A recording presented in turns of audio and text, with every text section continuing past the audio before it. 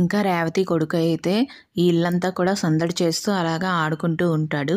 ఆడుకుంటూ ఉంటుంటే ఇంకా అపర్ణాదేవి అయితే ఆ బాబుకి గోరుముద్దలైతే తినిపిస్తూ ఉంటుంది. అలా తినిపిస్తూ ఇంకా ఆడుతూ ఉండుండగా ఉయ్యాల మీద కూర్చొని వాళ్ళ తాత నా అమ్మమ్మ ఒడిలోన కూర్చొని అన్నం తింటూ ఉంటాడు బాబు.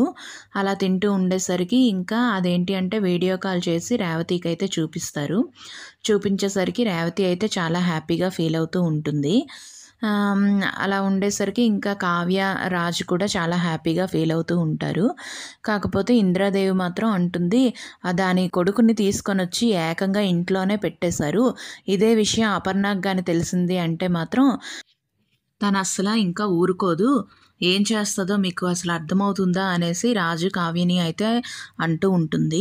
అలా అంటూ ఉంటే వాళ్ళైతే మేము చూసుకుంటాము అనేసి కామ్గా అయితే ఊరుకుంటారు.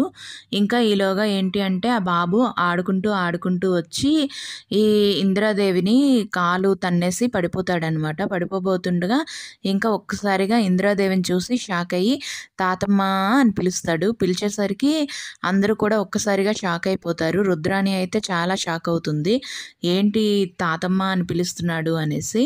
అయితే ఇంకా సుభాష్ అయితే అడుగుతాడు, నువ్వేంటి మా అమ్మని పట్టుకొని తాతమ్మ అని పిలుస్తున్నావు అనేసి అడుగుతాడు.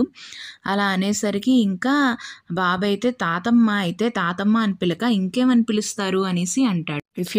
If you like this video, please like the video and subscribe our channel. Thank you.